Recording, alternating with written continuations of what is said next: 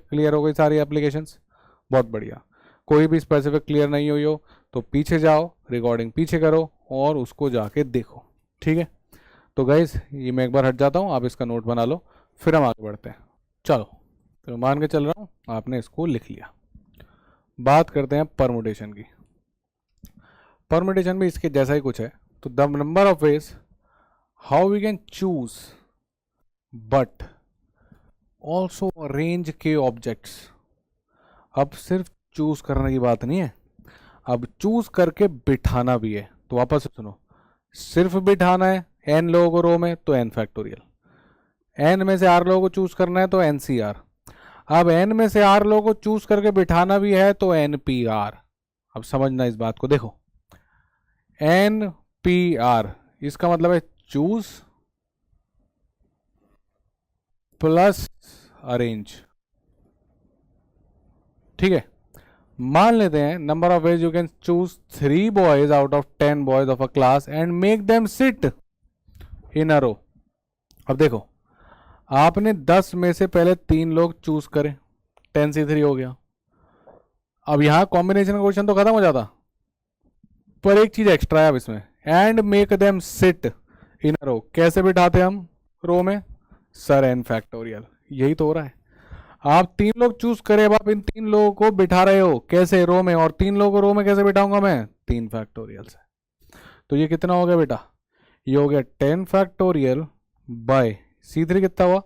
3 factorial, और 10 minus 3 7 factorial, multiply bye 3 factorial. तो ये तो किया आपने चूज यानी कॉम्बिनेशन, और ये क्या किया आपने? अरेंज। यानी कहीं ना कहीं परमुटेशन जो है वो कॉम्बिनेशन और अरेंजमेंट का मिक्स है। यहाँ पे आप चूज करते हो, फिर आप उनको अरेंज करते हो। अब अगर आप देखोगे तो ये इससे कट रहा है और आपके पास बच रहा है 10 फैक्टोरियल बाय 7 फैक्टोरियल, यानी कि 10 अपॉन फैक्टोरियल अपॉन 7 फैक्टोरियल। कितना होगा गाइस? 10, 9 और 8, यानी कि 720। सही है। अब गाइस एक बात नोटिस करो, यहाँ पे आपने क्या किया है? आपने किया है NCR, ये आप चूज करके लाए यार, फिर आपने आर लोगों को अरेंज कर दिया। यही आपका NPR है। यानी कि अगर मैं इसको डिड्यूस करूं तो देखो क्या हो रहा है। अब ध्यान से सुनना, फॉर्मूला बनने वाला है NPR का। NPR हो क्या रहा है?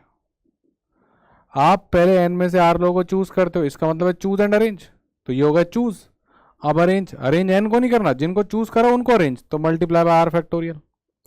अब NCR का फॉर्मूला क्या होता था? Sir n factorial upon n minus R का फैक्टोरियल अपॉन आर का factorial, multiply by R factorial. तो अब अगर आप इसको ढंग से देखो तो आर फैक्टोरियल तो कट गया, बचा क्या आपके पास? n factorial upon n minus R का फैक्टोरियल। यही आपका formula, NPR equal to n factorial upon n minus R का फैक्टोरियल।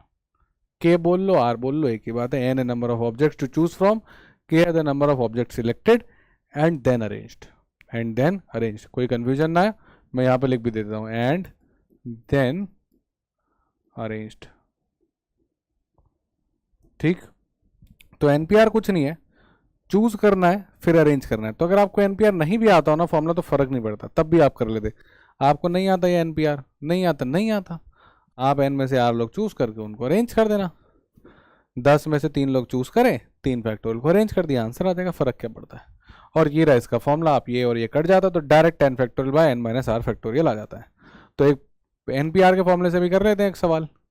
ठीक है, थोड़ी सी बात पकड़ लेते हैं, थोड़ा बहुत सॉल्व कर लेते हैं। 10P9 कितना हो गया? 10 फैक्टोरियल अपॉन 10 माइनस 9 1 फैक्टोरियल।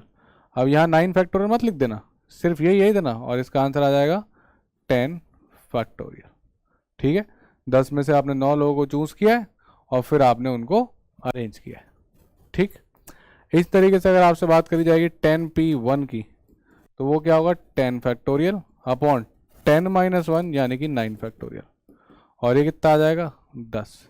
अब अगर आप देखोगे तो यहाँ जमीन आसमान का अंतर है, यानी कि परमुटेशन में ऐसा कुछ नहीं है कि NPR is equal to NPN minus R. ये सब कहानी कुछ नहीं है। मतलब कि एन पी एक्स इज